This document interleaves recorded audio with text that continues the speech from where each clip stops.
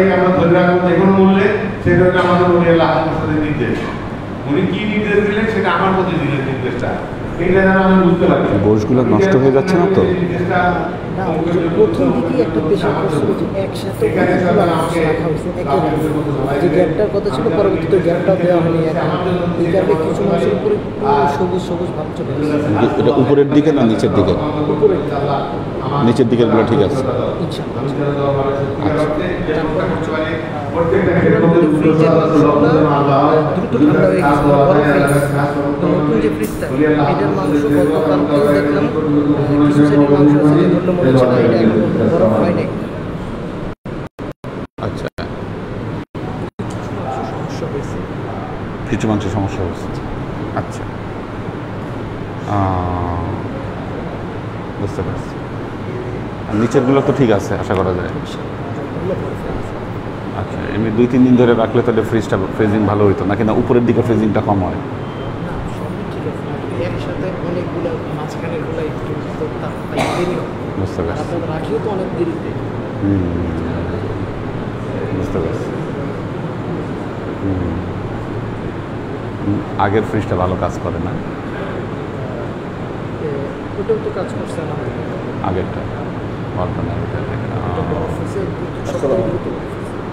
রাখো, দেখা যাক। হ্যাঁ, যাও যাও যাও যাও, ওরা বুঝাই দিয়ে যাও। আলহামদুলিল্লাহ আলহামদুলিল্লাহ নাহমাদুহু ওয়া নাস্তাঈনুহু ওয়া নাস্তাগফিরুহু ওয়া নু'মিনু বিহি ওয়া নাতাওয়াক্কালু আলাইহি ওয়া নাউযু বিল্লাহি মিন শুরুরি আনফুসিনা ومن سيئات أعمالنا من يهد الله فهو المهتدي ومن يضلل فلن تجد له وليا مرشدا فنشهد أن لا إله إلا الله وحده لا شريك له ونشهد أن سيدنا وسندنا ونبينا محمدا صلى الله عليه وسلم الذي أرسله الله بالحق بشيرا ونذيرا وداعيا إلى الله بإذنه وسراجا منيرا. وقال الله تعالى في كلامه المجيد وفرقانه الحميد ما كان محمد أبا أحد من رجالكم ولكن رسول الله وخاتم النبيين وكان الله بكل شيء عليما. إن الله وملائكته يصلون على النبي يا أيها الذين آمنوا صلوا عليه وسلموا تسليما. صلى الله على محمد صلى الله عليه وسلم. صلى الله على صلى الله عليه وسلم. صلى الله على محمد صلى الله عليه وسلم. আল্লাহর আশিক ও সালেক বৃন্দ, আপনাদের বে গ্রুপ জিম গ্রুপ কবে বসবেন আমার সাথে? আচ্ছা আচ্ছা, হ্যাঁ, আমি কিন্তু ওই প্রেজেন্ট করতেছি না এই কারণে, এটা প্রেজেন্টের সিস্টেম যেটা বলছি ওইভাবে ভাগ করে দিব। হ্যাঁ, বসা যায়। আলিফ নিয়ে তো সমস্যা নেই, আলিফ নিয়ে সমস্যা নেই।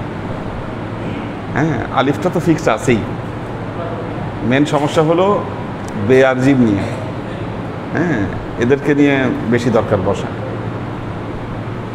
তো কারণ জিমে দেখলাম প্রায় 60-এর মতো, আর এরা বললেন প্রায় 45 হয়েছে, তো অনেক হিউজ পরিমাণ।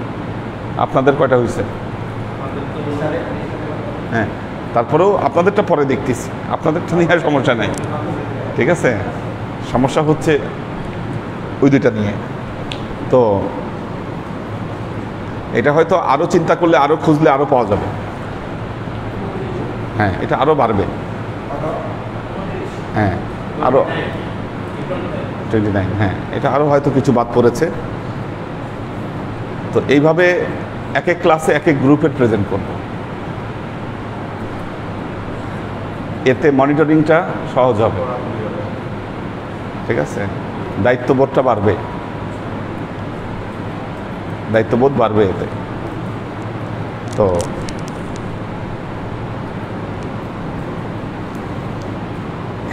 এছাড়া লাইনে আনা যাচ্ছে না, কারণ হেদায়েত, মানুষকে হেদায়েত করা বা হেদায়েত লাভ করা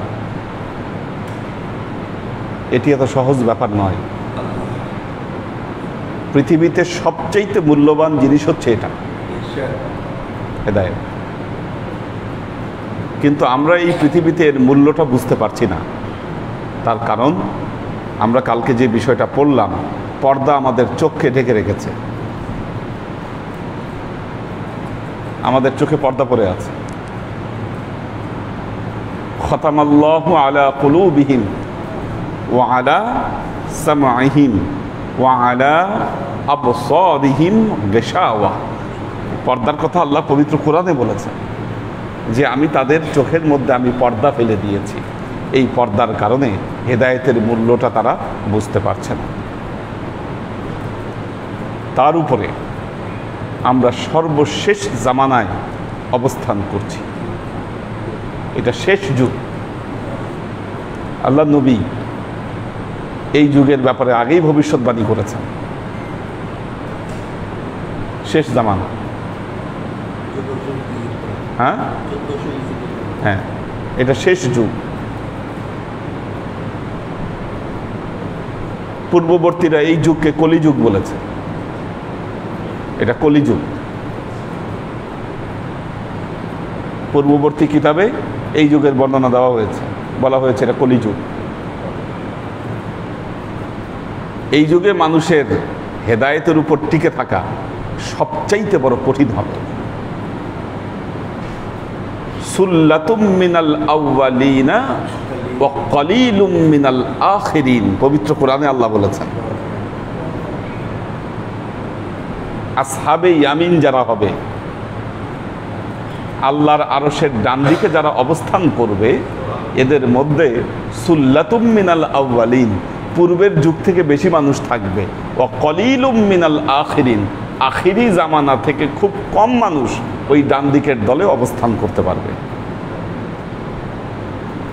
কারণ হেদায়েতটা দুষ্প্রাপ্য, আর হেদায়েতের উপর টিকে থাকাটা কঠিন ব্যাপার হবে, কঠিন কাজ হবে।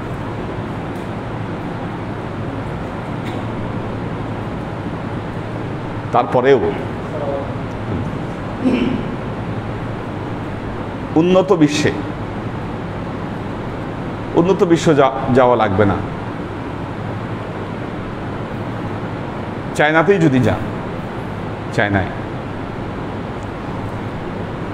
অধিকাংশ মানুষই চায়নায় জানে না যে তাদের ধর্ম কি।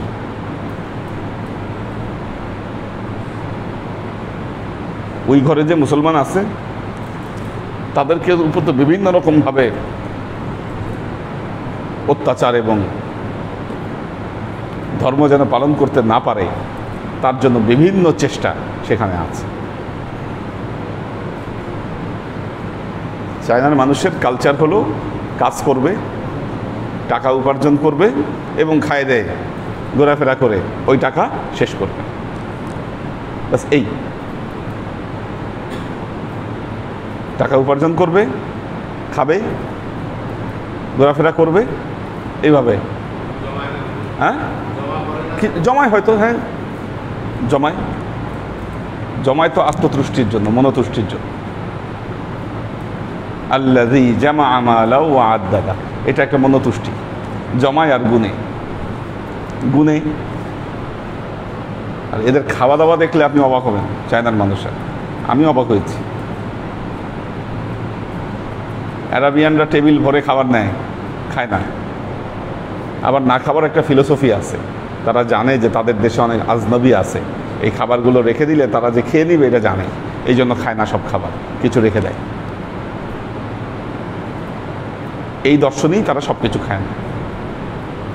কিন্তু চায়নার মানুষ এরকম টেবিল ভরে অর্ডার করবে আর সব খায় উঠে এরা, ইয়াজুজ মাজুজের মতো খায়। হ্যাঁ, দেখতে শুনতে ছোট, কিন্তু খাওয়া দেখলে আপনি অবাক হবেন এদের। হ্যাঁ, মুখে ডিম নিয়ে নেয়। আচ্ছা আচ্ছা, ইয়াজুজ মাজুজের মতো খায় তারা, এ অবাক করবে ব্যাপার। আর এমন কিছু নাই যা তারা খায় না, সবই খায় এই চায়নার লোকজন। হ্যাঁ হ্যাঁ হ্যাঁ হ্যাঁ, এটা সবই খায়। তো এরকম সময় এসে আমাদের এদিকেও এই কালচারের বাতাস লাগছে। এই বাতাস আমাদের এদিকেও আসতেছে।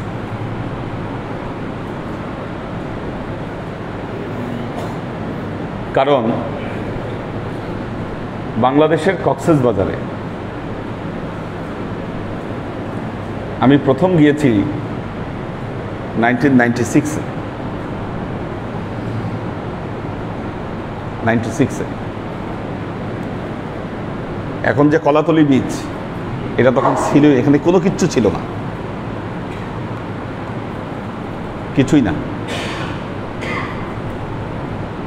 হোটেল বলতে, বিচের কাছে হোটেল বলতে বাংলাদেশ পর্যটন কর্পোরেশনের কিছু হোটেল ছিল, এছাড়া আর কোনো হোটেল ছিল না।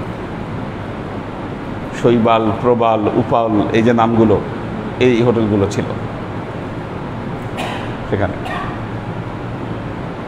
কিন্তু এখন একের পর এক 5 স্টার হোটেল হচ্ছে ওখানে। দিনে দিনে ট্যুরিস্টদের ভিড় বাড়তিছে, ভিড় বাড়ছে।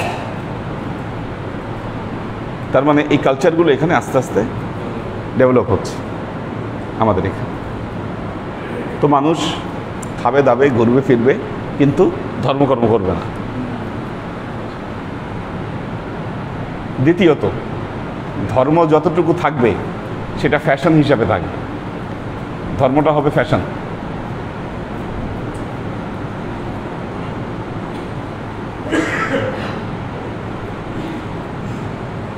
আজকে দেখলাম শামীম ওসমান সাহেব মসজিদে নববী থেকে লাইভ করতেছে, জব্বা পরা, মাথায় রুমাল, চাক লাগায় ওই জান্নাতুল বাকির মধ্যে ঢুকে সে লাইভ করতেছে শামীম ওসমান। হ্যাঁ, ফ্যাশন, ধর্মটা ফ্যাশনের মধ্যে সীমাবদ্ধ থাকবে। কোরবানির সময় অনেক মানুষ কোরবানি করেছে, বাংলাদেশে কত কোরবানি হয়েছে আসলে এটার কোনো হিসাব বা কোনো পরিসংখ্যান নেই কাছে। 99 লাখ বা 1 কোটি, ঠিকই আছে, ঠিক আছে, 99 লাখ বা 1 কোটির উপর কোরবানি হয়েছে বাংলাদেশে, হিউজ অ্যামাউন্ট। তো কোরবানি হয়েছে ধরেন 1 কোটি, আর এক একটা কোরবানির সাথে তো আরো শরিক আছে, বিরাট ব্যাপার। কিন্তু এই 1 কোটির মধ্যে আল্লাহ কয়টা কবুল করেছেন, এটা হলো বড় একটা ফ্যাক্ট। বাকি কেউ কবুলিয়াতের জন্য কোরবানি দেনই নাই। চিটাগাঙ্গে বলে মেয়ে বিয়ে দিলে মেয়ের শ্বশুর বাড়িতে একটা গরু পাঠায় দিতে হয় কোরবানির জন্য। মেয়ে বিয়ে দিছে, মেয়ের বাবাকে শ্বশুর বাড়িতে গরু পাঠায় দিতে হচ্ছে। এই গরু নিয়ে যারা কোরবানি করতেছেন বলেন এটা কবুল হওয়ার কোনো সম্ভাবনা আছে? কোনো সম্ভাবনাই নেই, এটা ফ্যাশন।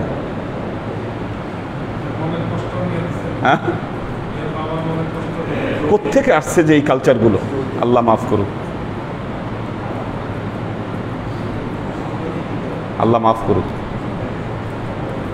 এই যে রামগেটে পাঠায় দেয়, তো এই সমস্ত ট্র্যাডিশন এগুলো বন্ধ হওয়া উচিত। ধর্ম এই জন্য না, আপনি কোরবানি করবেন, শ্বশুরবাড়ির থেকে আপনাকে গরু বাড়াইতে হবে, কেমন কথা এটা, কেমন কালচার। তো আল্লাহর আশিক ও সালেক বৃন্দ, এজন্য বলছি হেদায়েত এত সহজ ব্যাপার হবে না। হ্যাঁ,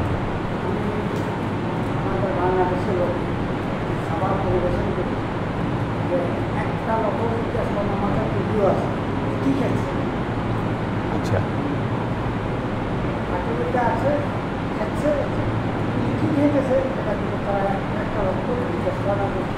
এটা হয়তো অনেক ও না বুঝেও খেতে পারে, বলা যায় না।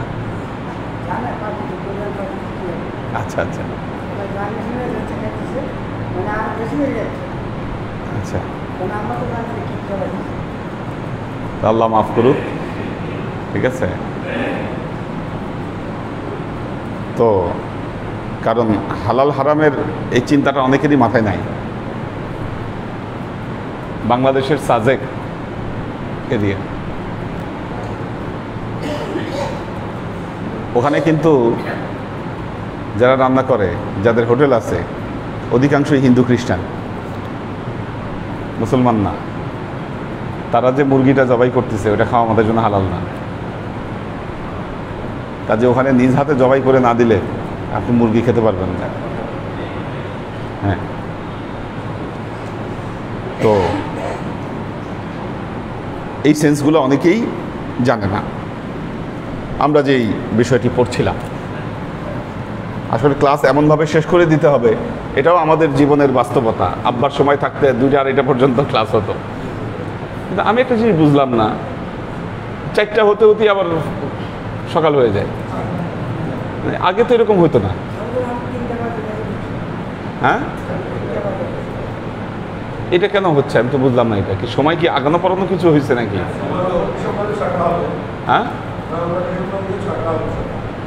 আচ্ছা,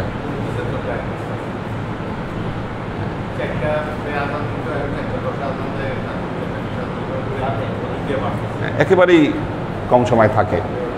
আর কারণ আমাদের মাগরিবের নামাজ শেষ করতে করতেই আজকে দেখলাম 8:45 বেজে গেছে, আমাদের অজিমা শেষ করতে। আবার 11টার দেরি হলে অনেকের বাসায় সমস্যা হয় মেয়েদের, এই জন্য কালকে ওরা একটু বলেছে যে যাতে তাড়াতাড়ি শেষ করা যায়, তাদের জন্য ভালো হয়। তো আগে দেরি করা যেত, কারণ আমাদের এখানে এই কালচারটা ছিল না। আগে ঢাকা শহরে এত জ্যামও ছিল না, কোনো বাসা 11টায় বন্ধও করতো না। বাসা বন্ধ করার কালচার তো ইদানি ফ্ল্যাট বাড়ি যখন হয়েছে তখন হয়ে যাওয়ার পর তারপরে এই বিষয়টা হয়েছে। লিফটও বন্ধ হয়ে যায়, লিফট বন্ধ হলে তো ভয়ানক বিপদ বেশি।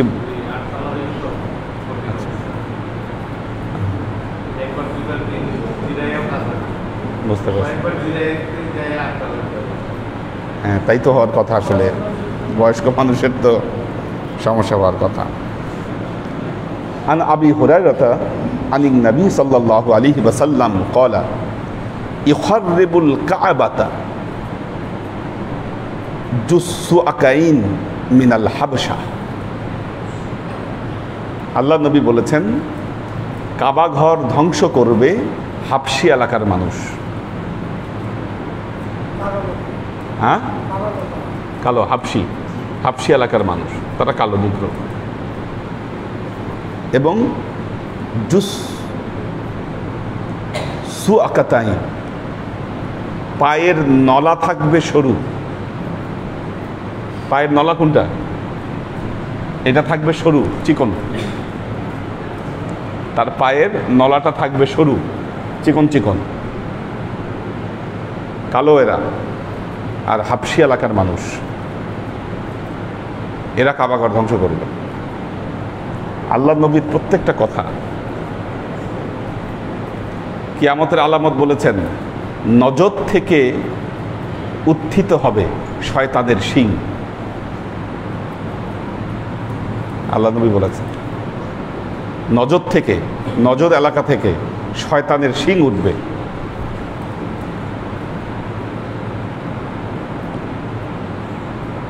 এই যে এখন আব্দুল ওয়াহাব নজদি নজর এলাকা, আল্লাহ নবীর ভবিষ্যৎবাণী এটা, ওখান থেকে শয়তানের শিং উঠবে। তার মানে এখনো এরা এদের পরিপূর্ণ রূপ প্রকাশ করে নাই, আর একটু দেখা বাকি আছে।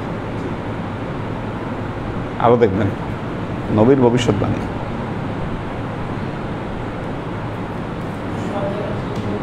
হ্যাঁ, মানে এরা শয়তানের রাজত্ব কায়েম করবে,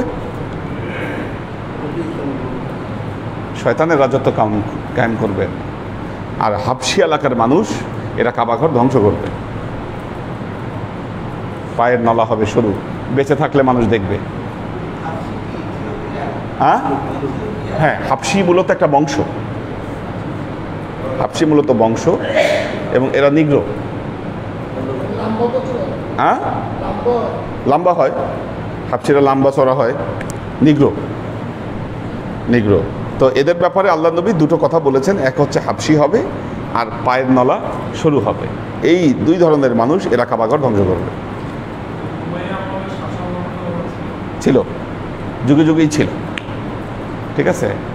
হযরত বেলাল ওই বংশের ছিলেন, হাবশি বংশেরই ছিলেন। হ্যাঁ,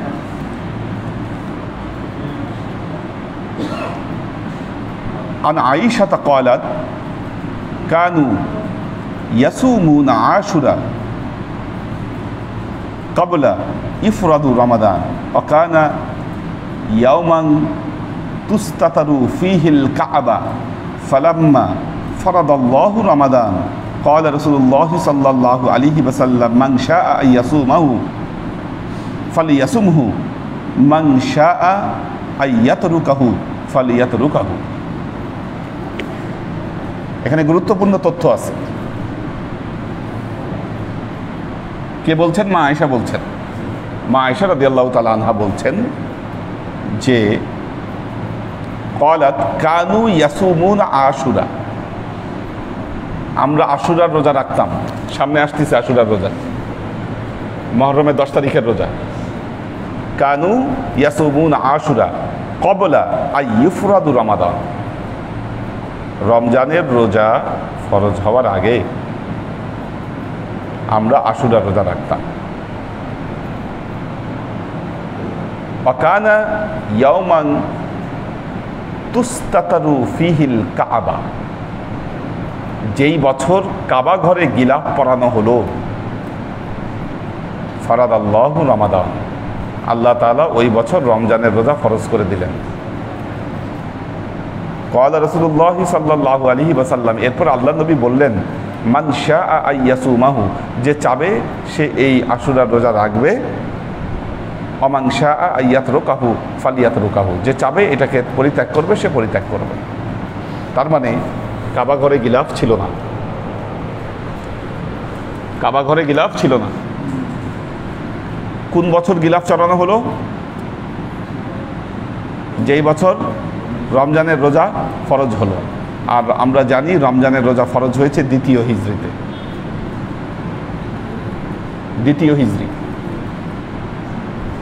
দ্বিতীয় হিজরিতে রমজানের রোজা ফরজ হয়েছে।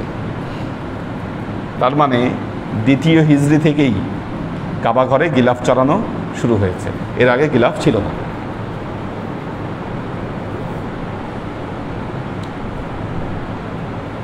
গিলাফ দেওয়া কাবা ঘরে, আগে কাবা ঘরে গিলাফ ছিল না। মা আয়েশার হাদিস থেকে আমরা জানতে পারছি দ্বিতীয় হিজরি থেকে কাবা ঘরে গিলাফ চড়ানো শুরু হয়েছে। আর এই দ্বিতীয় হিজরি থেকেই আশুরার রোজা ঐচ্ছিক করে দিয়েছে, এর আগে সবার উপর আশুরার রোজা ফরজ ছিল। দেখেন, এটা গুরুত্বপূর্ণ তথ্য। এক তথ্যের লিঙ্ক আরেক তথ্যের সাথে থাকে।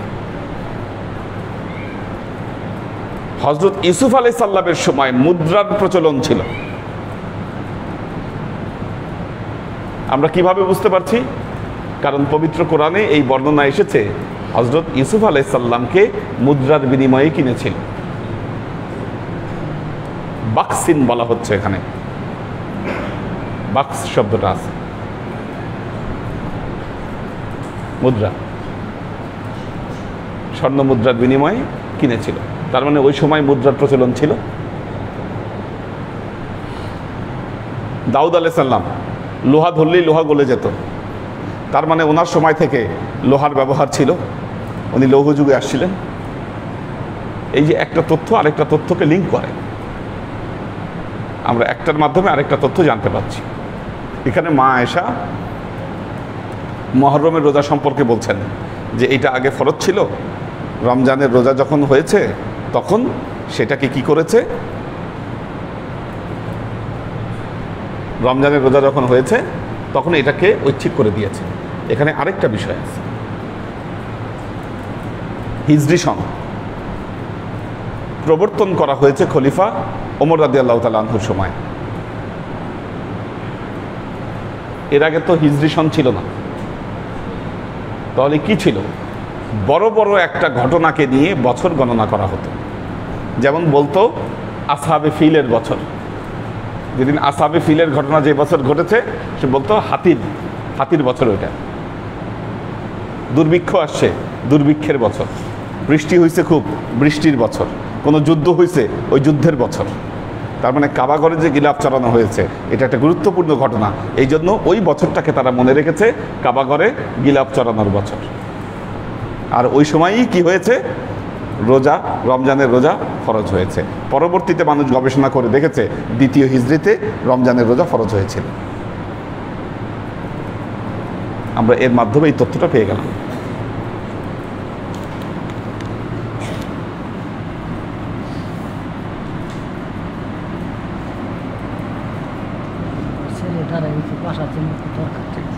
ঠিক আছে, আচ্ছা।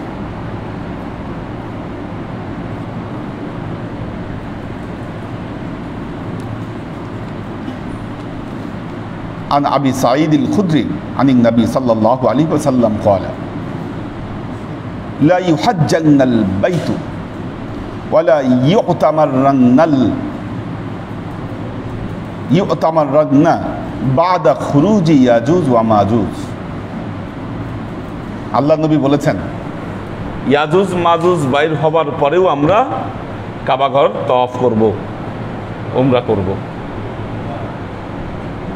ইয়াজুজ মাজুজ বের হওয়ার পরেও কাবাঘরের উমরা এবং হজ করা বন্ধ হবে না।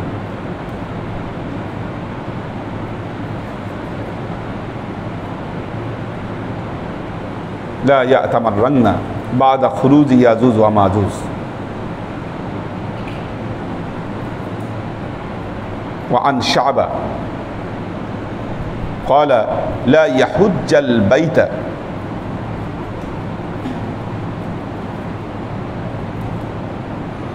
لا يقوم الساعة حتى لا يحج البيت। যতদিন কাবা ঘরে হজ চলবে ততদিন কিয়ামত হবে না। কিয়ামত তখনই হবে যখন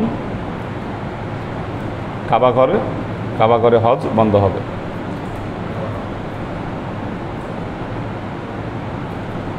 এই জন্য মাঝে মধ্যে রিউমার ছড়ায় দেখবেন, সময়টা 2000 সাল, এরকম একটা রিউমার ছড়িয়েছিল কিয়ামত হয়ে যাচ্ছে, পৃথিবী ধ্বংস হয়ে যাবে, পৃথিবী ধ্বংস হয়ে যাবে।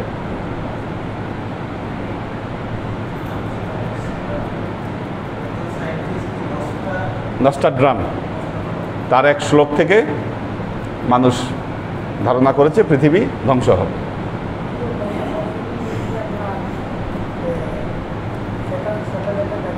হ্যাঁ হ্যাঁ, এটা সম্ভব, সবই সম্ভব। তো পৃথিবী ততদিন ধ্বংস হবে না, কিয়ামত ততদিন হবে না যতদিন কাবা ঘরে হজ চলবে, এটা নিশ্চিত থাকেন। হ্যাঁ, কাজী ও বলুক আর সেই বলুক কিয়ামত হবে, পৃথিবী ধ্বংস হয়ে যাবে, না, এটা কখনো হবে না।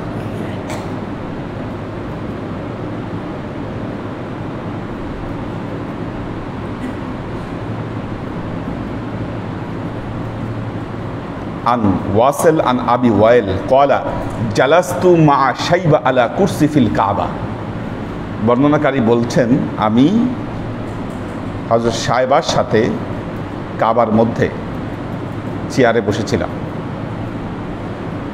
ফাকালা, এবং তিনি বললেন, লাকাদ জালাসা হাযিহিল মাজলিস ওমর। শাইবা বললেন, এই চেয়ারের মধ্যেই হযরত ওমর বসেছিলেন। হযরত ওমরের একটা ঘটনা বলছেন, ওমর বসেছিলেন।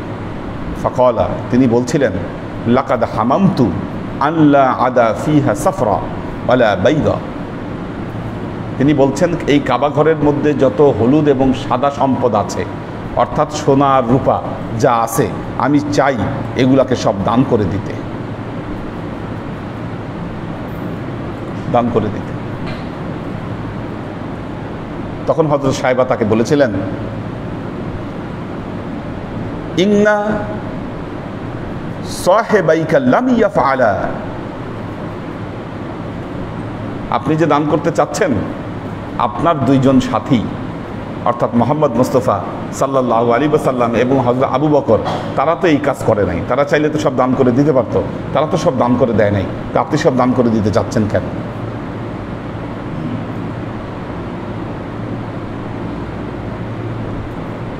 ক্বালা হুমাল মারআন আকতাদি বিহিমা। হযরত ওমর বললেন, হ্যাঁ তুমি ঠিকই বলেছ, তারা দুইজন এমন দুইজন ব্যক্তি যাদেরকে আমি অনুসরণ করে থাকি।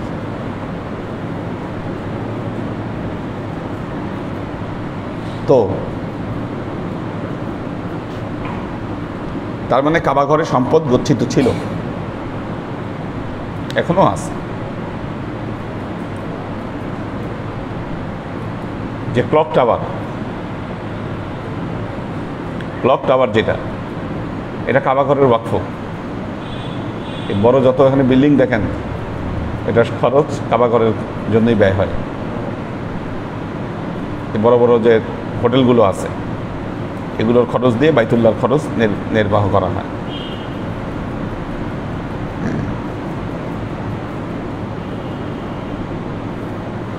তো আজকে এই পর্যন্ত থাক। মিলাদ আছে আমাদের। জামালের আম্মা ইন্তেকাল করেছে, তার জন্য মিলাদ। সবাই সূরা ফাতিহা 7 বার, সূরা ইখলাস 9 বার, দরুদ শরীফ 11 বার।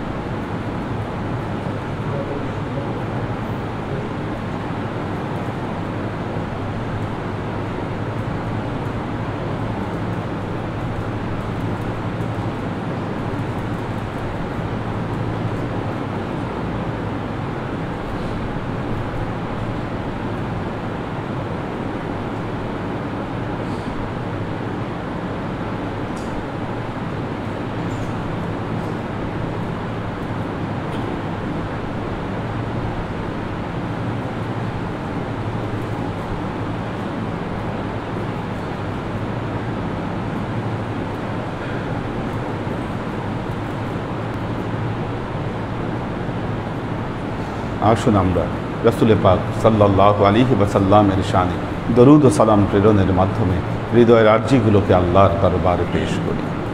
ওয়া আশরাকাল বাদরু আলাইনা واكتفت منه البدور مثل حسنك ما رعينا قط يا وجه السرور صلى الله على محمد صلى الله عليه وسلم صلى الله على محمد صلى الله عليه وسلم صلى الله على محمد صلى الله عليه وسلم يا حبيبي يا محمد يا عروس الخافقين يا مؤيد يا ممجد يا إمام القبلتين صلى الله على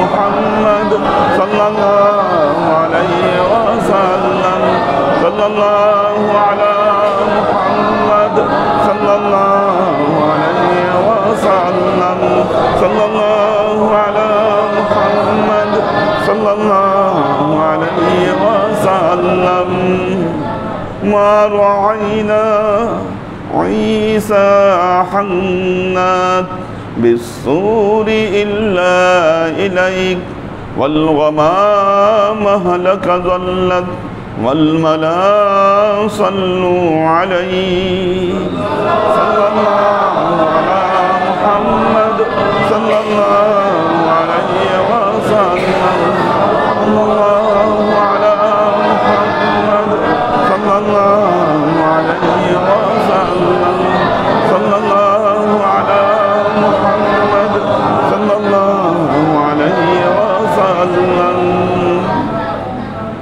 وصلوات الله أحمد عدة حروف الصدور أحمد الهدي محمد سيد وجه المنير صلى الله على محمد صلى الله عليه وسلم صلى الله على محمد صلى الله عليه وسلم صلى الله على محمد صلى الله عليه وسلم بلغ العلا بكماله كشف الدجى بجماله حسنت جميع خصاله صلوا عليه وآله سلموا يا قوم بل صلوا على صدر الأمين مصطفى ما جاء إلا رحمة للعالمين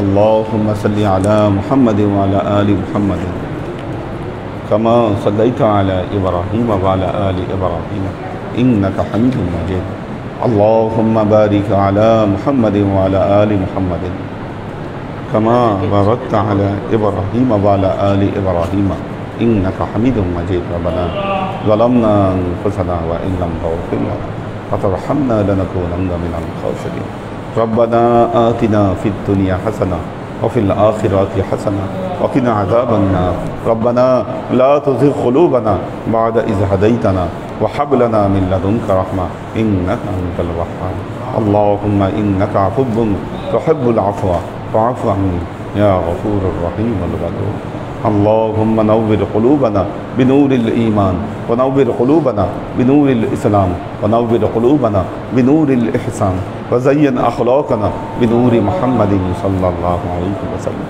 اللهم إنا نسألك علما نافعا رزقا واسعا عملا مقبولا شفاء من كل داء قلبا خاشعا ذهنا ذاكرا إيمانا كاملا توبة قبل الموت راحة عند الموت نجاة بعد الموت اللهم إنا نسألك رحمتك في كل درجة فلاح في كل أمر ونعوذ بك من الشرك والشك والنفاق والبدعة ومن كل وسوسة الشيطان يا الله يا رحمن يا مالك আমরা এতক্ষণ তোমার দরবারে যে সমস্ত আমলকে উপস্থাপন করলাম ত্রুটি মুক্তভাবে এই আমলগুলোকে তুমি আমাদের তরফ থেকে কবুল করে নাও। তুমি আমলের দাদা আমাদের প্রিয় নবী হযরত মুহাম্মদ মুস্তাফা সাল্লাল্লাহু আলাইহি ওয়াসাল্লামের কাছে পৌঁছে দাও। আল্লাহ আমাদের নবীর পরিবারবর্গের কাছে তুমি এর জায়গাকে পৌঁছে দাও। এই দুনিয়ার সমস্ত আম্বিয়াই কেরাম, সাহাবাই কেরাম, তবে আইন তবে আইন, ওয়ালি আউলিয়া, গৌস কুতুব, আমাদের মা বাবা, ভাই বোন, আত্মীয় স্বজন, এই দরবার থেকে যত পীর ভাই বোন চলে গেছে সবার রূহে আল্লাহ তুমি এর জায়গাকে পৌঁছে দাও। তুমি তোমার হাবিবের ওসিলায় আমাদের সবাইকে কবুল ক্ষমা করে দাও। আমাদের জীবন থেকে সমস্ত অভাব অভিযোগ, বালা মুসিবত, দুঃখ কষ্ট, রোগ শক্তি দূরীভূত করে দিয়ে দৃঢ় হস্তে তোমার দ্বীনের খেদমতের তৌফিক তুমি আমাদেরকে দান করো। আজীবন যেন তোমার হেদায়েতের পথে প্রতিষ্ঠিত থাকতে পারি সে তৌফিক তুমি আমাদেরকে দান করো। আল্লাহ, বিশেষ করে আল্লাহ, আজকে আমরা যার জন্য এই মিলাদ মাহফিলের আয়োজন করলাম, আল্লাহ তুমি এর যা তোমার এই বান্দির রুহে তুমি পৌঁছে দাও। আল্লাহ তুমি তার পূর্বাপর সমস্ত ত্রুটি বিচ্যুতিগুলোকে তুমি মাফ করে দাও। সুবহান রাব্বিকা রব্বিল ইজ্জাতি আম্মা ইয়াসিফুন, সালামুন আলাল মুরসালিন, আলহামদুলিল্লাহি রাব্বিল আলামিন। ওয়াজআল আখিরু কালিমাতিনা ইনদাল মাউত লা ইলাহা ইল্লাল্লাহ মুহাম্মাদুর রাসূলুল্লাহ।